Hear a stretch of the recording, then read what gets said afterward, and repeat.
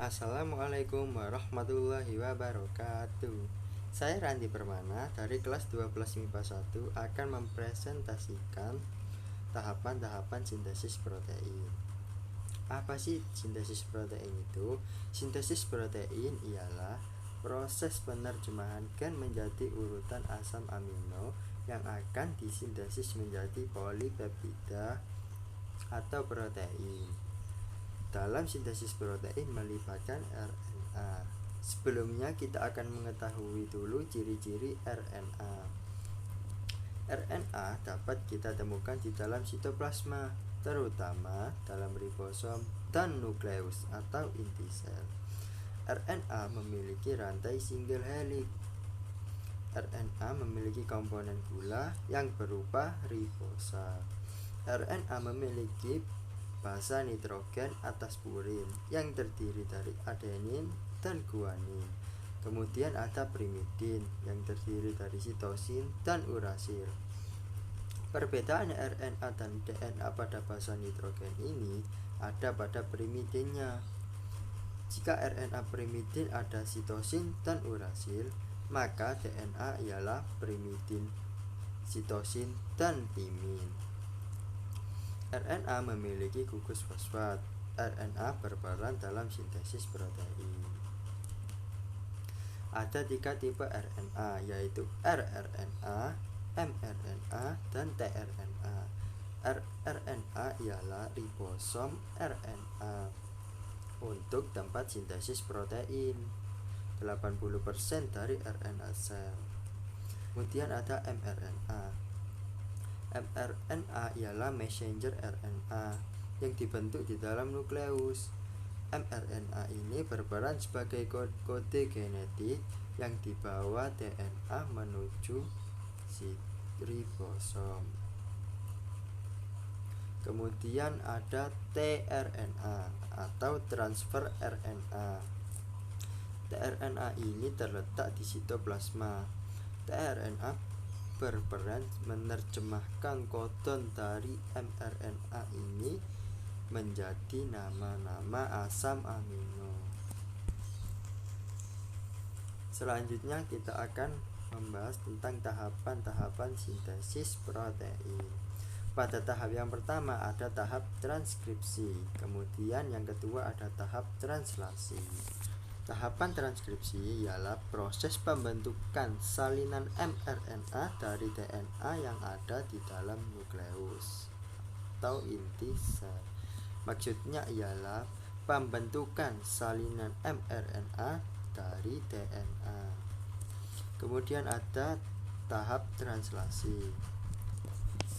Tahap translasi ini ketika mRNA tadi yang sudah melalui proses tahapan transkripsi yang membawa nama-nama kodon dibawa ke dalam sitoplasma melalui pori-pori inti sel atau nukleus tadi. Kemudian dia akan berdekatan dengan ribosom. Maka nama-nama kodon tersebut akan diterjemahkan menjadi nama-nama asam amino yang akan membentuk rantai polipeptida, atau intinya ialah translasi ini menerjemahkan mRNA menjadi rantai polipeptida atau protein. Kemudian ada tahapan transkripsi. Awal mulanya tahapan transkripsi dibagi menjadi 3 bagian. Ada tahap inisiasi, tahap elongasi, dan tahap terminasi. Pada tahap inisiasi, RNA polimerase akan mendekati promoter. Ini adalah titik awal dimulainya tahap transkripsi. Kemudian pada tahap elongasi ada enzim transkripsi yang masuk ke dalam sini sehingga DNA-nya terbuka. Perlu diketahui, untuk menjalankan pada tahap elongasi ini perjalanannya dimulai dari 5 aksen menuju ke 3 aksen. Untuk pencocokan nama-nama basa nitrogennya perlu diketahui adenin DNA berikatan dengan urasil pada mRNA. Kemudian timin pada DNA berikatan pada adenin mRNA. Kemudian guanin pada DNA berikatan dengan sitosin pada mRNA. Kemudian sitosin pada DNA berikatan dengan guanin pada mRNA. Setelah berikatan, kemudian RNA polimerase akan berjalan sampai titik terminator. Titik inilah titik akhir pada tahap transkripsi. Pada tahap akhir transkripsi ini, RNA polimerase akan keluar dari untaian cetakan DNA. Nah, inilah yang disebut tahap terminasi. Nah, keluarnya mRNA ini yang akan menuju ke dalam sitoplasma melalui pori-pori inti sel atau nukleus, sehingga akan membentuk langkah selanjutnya, ialah langkah tahapan translasi. Selanjutnya ada tahapan translasi. Tahapan ini sama seperti tahapan transkripsi, menjadi 3 bagian, yaitu tahapan inisiasi, tahapan elongasi, dan tahapan terminasi. Tadi mRNA yang sudah melalui proses tahapan transkripsi yang dibawa keluar menuju ke dalam sitoplasma melalui sel pori-pori sel nukleus, pori-pori nukleus, dia akan berdekatan dengan ribosom. Nah, setelah dia berikatan dengan ribosom, mRNA tadi yang membawa nama-nama kodon akan berikatan dengan tRNA inisiator yang membawa asam amino metionin dan antikodon. Apabila kodon-kodon tersebut cocok, maka proses tahapan translasi akan dimulai. Nah, tahapan ini disebut tahapan inisiasi. Kemudian pada tahapan elongasi akan muncul sebuah tRNA yang baru yang membawa asam amino yang baru dan antikodon yang baru. Pada saat tRNA baru mendekati subunit ribosom besar yang terdapat pada A dan P dan E. A ini adalah akseptor site dan P adalah peptidyl site dan E adalah exit site. Pada saat tRNA baru ini masuk ke dalam subunit ribosom besar yang berada pada bagian A, dia akan mencocokkan nama-nama kodon yang sesuai dengan mRNA ini.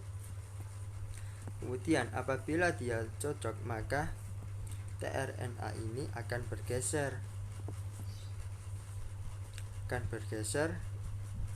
tRNA yang sebelumnya tadi akan bergeser kepada bagian E di dalam subunit ribosom besar. Nah, ujung rantai polipeptida ini akan berikatan dengan tRNA yang baru tadi yang sudah cocok dengan kodon-kodon di mRNA. Perlu diketahui, untuk pencocokan kodon-kodon di mRNA ini ialah adenin pada mRNA berikatan dengan urasil pada tRNA. Kemudian urasil pada mRNA akan berikatan dengan adenin pada tRNA. Kemudian guanin pada mRNA akan berikatan dengan sitosin pada tRNA. Kemudian sitosin pada mRNA akan berikatan dengan guanin pada tRNA. Untuk mengetahui nama-nama enzim yang dibawa pada tRNA ini, kita dapat mengetahuinya pada tabel triplet Cotton. Selanjutnya, pada tahap elongasi ini sampai pelepasan asam amino ini dapat terjadi di tahapan elongasi.